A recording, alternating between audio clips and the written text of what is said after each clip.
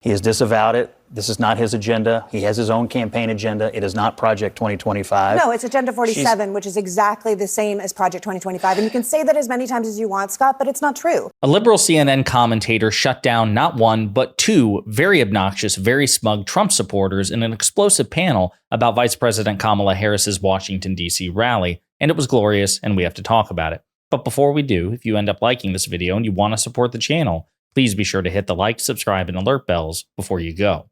All right, friends, we got a couple of clips to look at in this video. The CNN contributor in question, the liberal in question, is PoliticsGirl, aka Leigh McGowan, who is becoming an increasingly frequent contributor on Abby Phillips' CNN show. She is amazing. She is one of the best political commentators in the business. She got her start, I believe, during the COVID pandemic, doing videos from her kitchen. Phenomenal debater, phenomenal rhetorician, excellent to the pro-democratic cause. So we're going to play some clips in which she shuts down the likes of Scott Jennings, for example, during this explosive CNN panel. No, hang on, but I get it, though. She's got nothing else to talk about. She's got to have grievance and play the victim. Oh my God, bro, what do you mean she has nothing else to talk about? Please stop saying that. I am begging you to stop saying that. Let me let Franklin finish.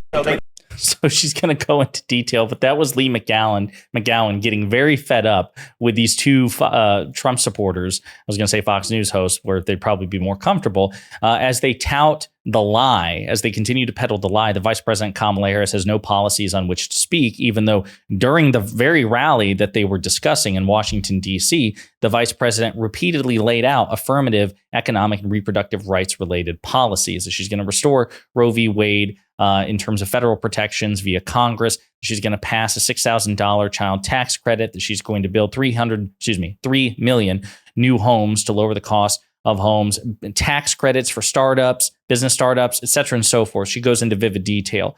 So Leigh McGowan is just really frustrated because this is a right-wing talking point that continues to see airtime, even though it is categorically false. You can disagree with the policies. You can try to refute the policies. Be my guest, but the policies are there and she is talking about them. So now let's get into more substantive stuff, more long form back and forth between McGowan and the two Trump supporters on the panel. And we're going to start with this one here. Don't worry. I just want so people understand what we're talking about here. I mean, this is when we talk about the contrast. This is the contrast that the Harris campaign was pretty much actively playing on. Let's play Trump today in Palm Beach, Harris also today in Washington.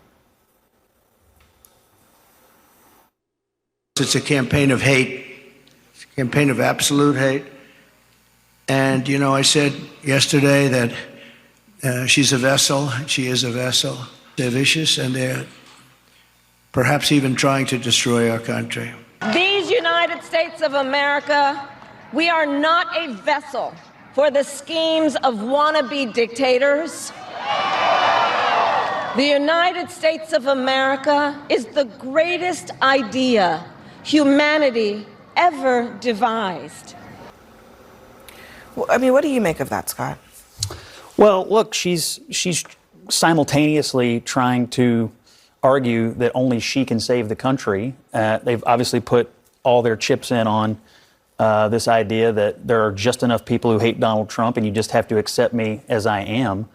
I was trying to articulate earlier before I was interrupted that I don't think the policy argument she's making is Leigh McGowan, by the way, was the one to interrupt Scott Jennings. And that's good. I love the fact she takes no prisoners. She doesn't put up with his BS. You're going to see it here. Going to be fully persuasive about that. People don't necessarily just have to look at the president and say, well, as long as you're not Donald Trump, that's good enough. It's not good enough for a lot of people. She said on immigration, politicians need to start taking this issue seriously. Well, the building over your shoulder is where you work. Were you taking it seriously for the first 3.5 years? Excuse me, Scott, I'm going to interrupt you again because you're just lying to people. So it's nuts to say that she's not running on any policies. She's only running on anti-Donald Trump. That's crazy. She also said that she would never disrespect our military men and women, and she attacked Donald Trump on that. But I guess the offer doesn't apply to the Gold Star families who had soldiers lost at Abbey Gate in Afghanistan. So I think there were a number of issues where she's trying to do two things: present herself as a unifying figure, and at the same time, I think offering up divisive and unsatisfactory answers on several of the most important policy issues in the campaign. And again, the irony of having that position while defending Donald Trump, who in the very clip that Abby Phillip played was employing divisive rhetoric, as he does. if you were to forensically audit the number of divisive statements made by Donald Trump versus Kamala Harris, it would be a staggering ratio in favor of Trump. Trump has said infinitely more divisive things, more egregious, more frequently than Kamala Harris. Scott Jennings doesn't care about that. He wants you to believe that Donald Trump isn't divisive at all, that he's just, he's a cupcake. He's totally soft, totally gentle. There's like nothing divisive or mean-spirited about him. It's actually Kamala Harris who's the divisive one. It's not reflected in the polls at all. The polling with respect to divisiveness shows that the majority of Americans regard Donald Trump as more divisive, more vengeful, more interested in himself than helping the American people. And again, Leigh McGowan is right to point out that the vice president is campaigning on policy. And so again, this is just so important to fact check in real time. And thank God CNN has somebody there who was willing to interrupt and point that out. The stagecraft of it was part of the story. I mean, she went back to where Trump was. She, on the eve of this election, a week out, put together, we're hearing from authorities, 52,000 in the ellipse itself, and there was overflow. That's a huge crowd for this. That's, 2008 size Obama crowds. That says something about what's happening with Kamala Harris. Yeah, she's going to get 90% of the vote in Washington, D.C., so I would hope she could draw a crowd from her town that's going to give her the most support and from a bunch of government bureaucrats. I would hope they would turn out for that. Look, I was sort of taken aback by the absolute full-on attack on Trump. We've heard it all before. It sounded a little frantic to me, to be honest, this close to the end of the election. I took a few notes. Again, they're still pushing the lie about Project 2025. It doesn't matter how many times she says it. Donald Trump did not write it.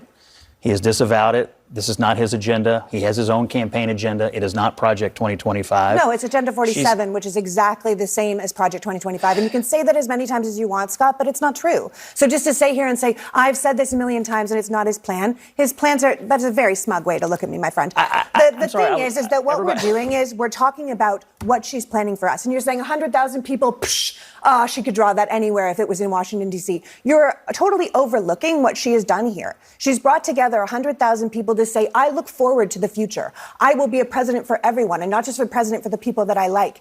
And if you look at it in contrast to what we looked at Madison Square Gardens, which said, hey, man, we don't like you. We don't like you. We don't like you. We don't like you. We're not for you. We're not for you. And she's saying everyone is an American. Everyone will be taken care of. And to the point that we were making earlier, she's saying, here's what the future looks like under me.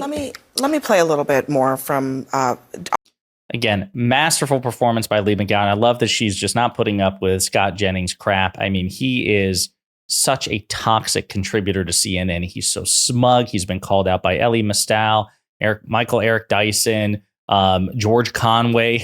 And now he's hitting the brick wall that is Leigh McGowan. And I'm here for it. As long as Scott Jennings is going to be on CNN, please have him regularly humiliated by intellectually superior liberals who actually fact check his lies in real time. It's great stuff. Not the first time she's done it. Hopefully she'll continue to be back and just be a regular foil for this very dishonest Trump surrogate. Great stuff. In the meantime, let me know what you think in the comments.